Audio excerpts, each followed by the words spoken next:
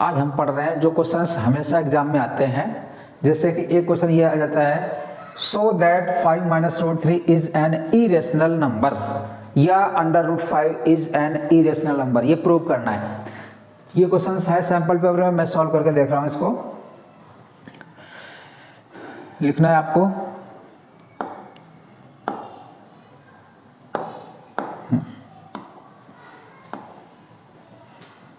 इसको ऊपर भेज देना।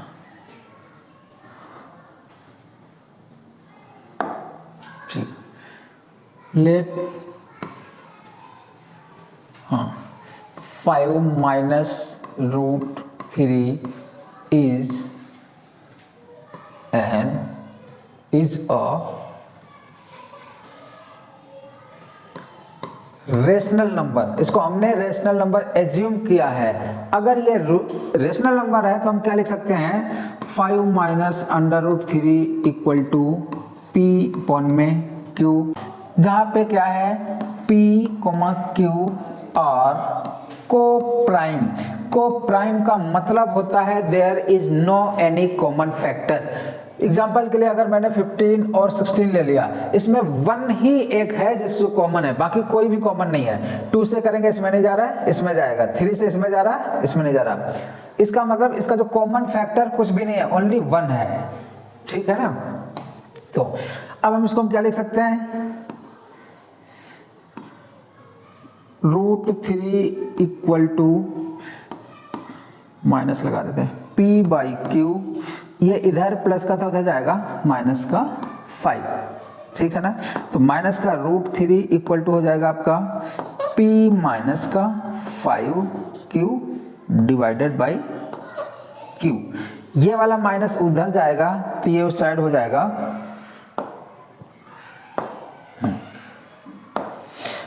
ये वाला उस साइड जाएगा तो हो जाएगा ये माइनस प्लस का under root 3 equal to 5 Q minus का p whole divided by q, ये आएगा। अच्छा, ये डायरेक्ट हमने कर दिया है कि देखो ये अगर मैं माइनस ए प्लस होगा तो यहाँ पर भी क्या होगा, माइनस हो जाएगा और अंदर भी प्लस हो जाएगा। तो इसलिए ये वाला हमने आगे ले लिया और ये वाला माइनस की वैल्यू मैंने बैक साइड ले ली। यहाँ पे इतना आ गया होगा समझ में। अब एक चीज ध्यान से देखना, यहाँ पे अंडर रूट 3 सभी को पता है रूट लगा हुआ है, ये क्या है इरेशनल है हमारा। ठीक है ना। और ये तो हमने एज्यूम किया था, ये वाली वैल्यू ये तो हमने एज्यूम किया था लेट। तो अगर ये इरेशनल है तो ये रेशनल तो हो ही नहीं सकती, तो इसको भी क्या होना पड़ेगा, इरेशनल होना पड़ेगा। ठीक है ना। आपको पता अगर इरेशनल है इक्वल लगा हुआ है तो उधर भी वैल्यू जो भी होगी इरेशनल ही आएगी। तो जो हमने एज्यूम किया था वो गलत था। आपको पता होगा कि या तो नंबर रेशनल हो गए या इरेशनल। 10th लेवल तक का यही है। 11th में आप जाओगे फिर कॉम्प्लेक्स नंबर आएगा। ठीक है ना। तो अगर ये इरेशनल है तो ये भी हमारा इरेशनल हो जाएगा। आज पढ़ते हैं इसमें find the quadratic polynomial the sum and product of both zeros are 1/4 and -1 respectively। आपको पता है क्वाड्रेटिक इक्वेशन क्या होती है। इक्वेशन में और पॉलिनोमियल क्या डिफरेंस है याद होना चाहिए। यहाँ पे पॉलिनोमियल पूछा है तो क्वाड्रेटिक पॉलिनोमियल हो जाएगा ax² plus bx plus c equal to, अगर हम जीरो कर देंगे तो वो इक्वेशन हो जाती है, समीकरण होता है। और पॉलिनोमियल पूछा तो हम इक्वल टू 0 नहीं करेंगे, जिसको बफर बोलते हैं। ठीक है। अरे मच्छर लिख रहा है।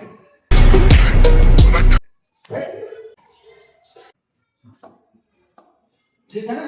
अब आपने पढ़ा होगा sum of roots equal to होता है -b by a and product of roots होता है c अपॉन में a। हिंदी में भी बता दे रहा हूं मैं,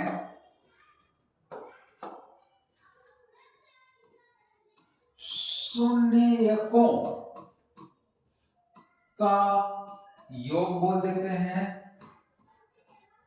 और ये शून्यकों का गुणनफल बोल देते हैं। ठीक है ना, हिंदी इंग्लिश दोनों के लिए हो गया। अब दिया हुआ है सम कितना दिया है, ये बेटा सम जो है पहले दिया हुआ है 1/4, तो ये किसके बराबर हो जाएगा 1/4, और गुणनफल कितना दिया है, प्रोडक्ट दिया है माइनस का 1, तो ये इक्वल टू क्या हो जाएगा माइनस का 1। आपको पता है क्या हम इसके नीचे 1 ले सकते हैं, ठीक। अब बताओ a इक्वल टू यहाँ पे कितना है 4 है आपका, यहाँ पे a इक्वल टू क्या है 1 है, तो दोनों इक्वल करने के लिए हरिओम बोर्ड पे देख ले ध्यान से, तो देखो तो कम से कम। तो अब यहाँ से मैंने क्या करना है, ऊपर नीचे 4 से मल्टीप्लाई कर दिया। अब देखो ये क्या हो जाएगा आपका 4 बन गया माइनस का 4, ये 4। अब देखो ध्यान से a इक्वल टू यहाँ पे कितना है 4 आया, यहाँ पर भी a बराबर क्या हो गया अब 4 आ गया।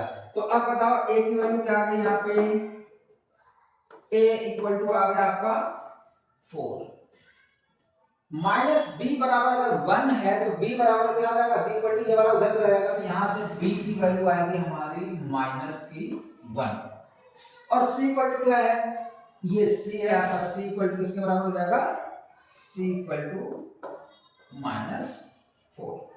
a की भी वैल्यू आ गई, b की भी वैल्यू आ गई, c की वैल्यू आ गई। पॉलिनोमियल पूछा था, इस वाले में हमें रख देना है, इस वाले में रखना है, तो ये क्या हो जाएगा, a की वैल्यू है 4, 4x², ठीक। b की वैल्यू क्या है -1, तो ये हो जाएगा माइनस का x, 1 की गुणा करोगे x में तो 1 ही आएगा, और c इक्वल टू क्या है -4 आपको इक्वल टू 0 नहीं लगाना है, अगर 0 लगा दोगे तो ये हो जाएगी इक्वेशन, बट पूछा है इसने पॉलिनोमियल पूछा है। अब आपका यही आंसर हो गया, दिस इज योर आंसर, ठीक है ना। चलो आज में ऐसे करना है के किस मान के लिए निम्नलिखित रैखिक समीकरणों के अनंत हल होंगे, मींस इनफाइनाइटली मैनी सॉल्यूशंस। आपने पढ़ा होगा यूनिक सॉल्यूशन होते हैं, नो सॉल्यूशन होता है और मैनी सॉल्यूशंस होते हैं। देखो ध्यान से,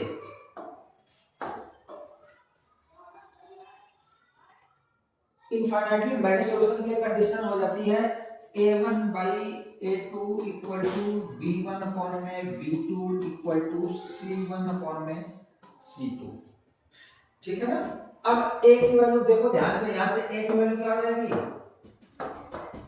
ये पूरा वैल्यू जो होगा ये a का होगा, ये b और ये वाला c, इधर a ये हो जाएगा, b ये हो जाएगा, c इधर है।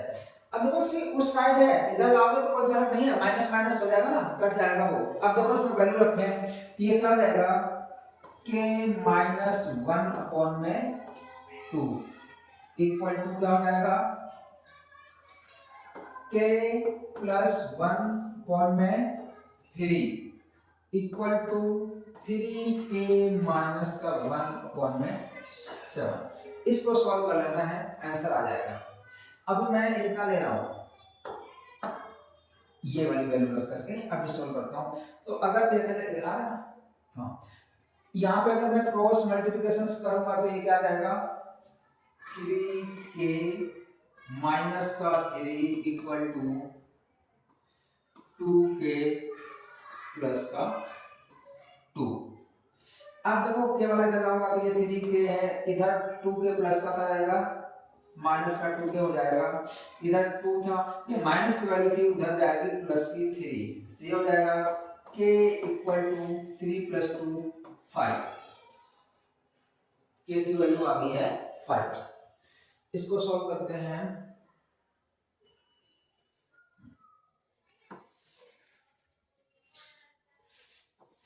k +1 upon 3 equal to 3k -1 अपॉन 7, 9k -3 इक्वल टू 7k +7, ये इधर आएगा 9k -7k इक्वल टू ये 7, ये उधर जाएगा +7, 3 हो जाएगा। 2k इक्वल टू हो जाएगा 10, कट कर दो तो यहाँ से भी k की वैल्यू आ जाएगी आपकी 5, 2 1 2 2 5 10, k की वैल्यू क्या आ गई यहाँ पे 5, ठीक है ना। कुछ भी वैल्यू लोगे आप, मैंने इसको लिया, अब इसको भी किया, अगर आप इन दोनों को लोगे तब भी k की वैल्यू 5 ही आएगी, बस वही पूछा था। और व्हाट वैल्यू ऑफ k, तो इसका आंसर क्या हो जाएगा आपका 5। आ गया होगा समझ में।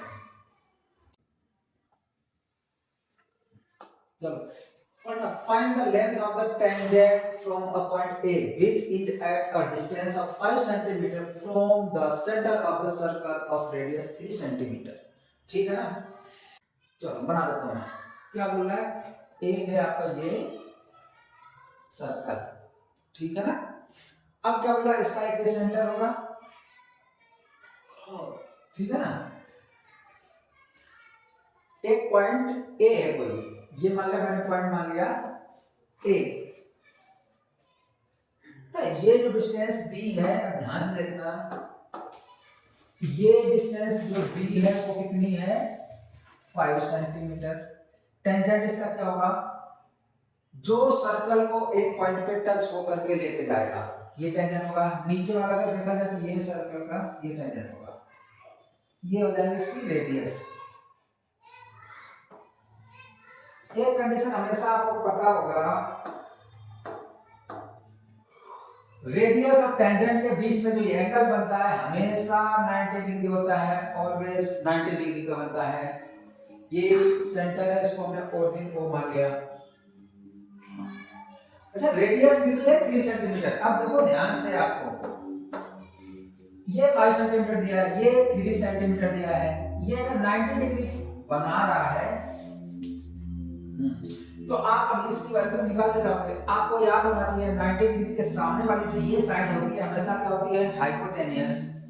तो आप फॉर्मूला लगाओगे h का स्क्वायर इक्वल टू p का स्क्वायर प्लस b का square. p means perpendicular, b means base. Hindi में कर्ण का स्क्वायर बराबर लंब का स्क्वायर प्लस आधार का स्क्वायर, ठीक है ना। अब बताओ ध्यान से, h कितना दिया है 5 का स्क्वायर, और ये दिया है आपका 3 का स्क्वायर प्लस आपको जेएस निकालना है, कितना हो जाएगा ये 25, ये 9, ये निकालना, हाँ बी का स्क्वायर, ये इधर आएगा तो क्या जाएगा 25 माइनस का 9 इक्वल टू बी का स्क्वायर हो जाएगा। ये करो माइनस, तो 16 का स्क्वायर बराबर क्या हो जाएगा बी का स्क्वायर। यहां से आपको पता है बी की वैल्यू कितना आ गई 4 सेंटीमीटर। अच्छा, एक चीज और याद रखना, यहाँ पे आप प्लस माइनस का 4 आएगा, बट जो लेंथ होती है, जो डिस्टेंस होती है, हमेशा पॉजिटिव काउंट होती है, इसलिए हमने यहाँ पे प्लस का साइन लिया 4 सेंटीमीटर। ये हो गया आपका आंसर। ये पूछ रहा था, ये हो गया आपका 4 सेंटीमीटर, ठीक है ना। इसमें बताओ के किस मान के लिए द्विघात समीकरण के मूल बराबर होंगे, for what value of k the roots of the quadratic equation x square minus kx plus 9 equal to 0 are equal। हाँ, आपको पता है d बराबर हो जाता है इसका b स्क्वायर माइनस 4ac, वो मैंने उसका बता दिया, माइनस b कॉन में दूसरा फॉर्मूला बता दिया। अब देखो 4ac होता है, d की वैल्यू क्या रहेगी माइनस k का स्क्वायर,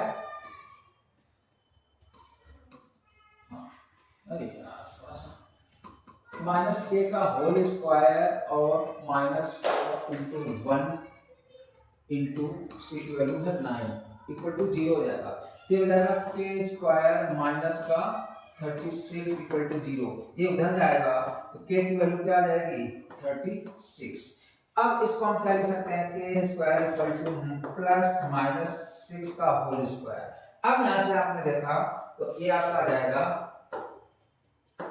k इक्वल टू एक बार प्लस का 6 आएगा, एक बार माइनस का 6, ये हो गया आपका आंसर, ठीक है ना। देखो 52 पत्तों की अच्छी प्रकार से फेंटी गई ताश की गड्डी में से एक पत्ता निकाला जाता है, लाल रंग का तस्वीर वाला पत्ता प्राप्त करने की प्रायिकता ज्ञात कीजिए। अब इसके लिए आपको पता होना चाहिए, पूरा डिटेल से बता दूं, टोटल 52 कार्ड्स होते हैं और इसमें फेस कार्ड होते हैं 3 हर एक कलर के, मतलब नहीं 4 होते हैं, 3 होते हैं और 2 कलर के होते हैं। तो रेड कलर के हुकुम का बोलते हैं और ईंट का पत्ता और पान और चिड़ी।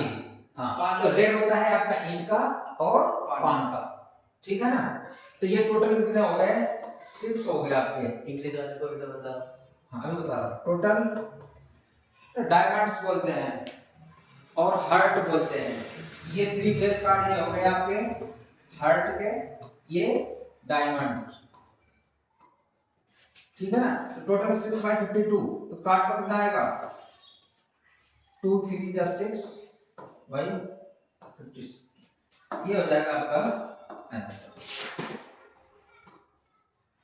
ठीक है ना। ऐसे होगा, अरे कोई बात नहीं, उसको देख लेना, बड़ा आसान होता है, ये बहुत ही आसान होते हैं। इसमें मैं देखो ध्यान से मैं थोड़ा सा डिटेल से बता दे रहा हूँ, मतलब आपको 52 होते हैं, रेड कलर के होते हैं 26, ये वाला समझा है मैंने समझा पहले की वीडियो में। हाँ पहले वीडियो डाल चुका हूँ। ये भी होते हैं ब्लैक कलर के 26, अब इसके भी हो जाते हैं, हार्ट के भी होते हैं 13 और डायमंड्स के भी होते हैं 13। रेड में इसमें हो जाता है आपका क्लब हो जाता है, क्लब एंड फ्लावर।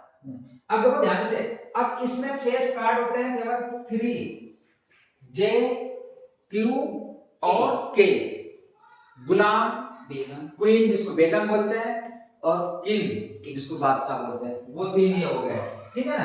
ऐसे 3 इसके भी हो जाते हैं, तो 3 + 3 टोटल कितना हो गया 6, और हमेशा नीचे प्रोबेबिलिटी में क्या आता है टोटल ऑकरेंस निकालते हैं, ऑकरेंस तो 52 है, काट दिया तो 3/26 आंसर आ जाएगा।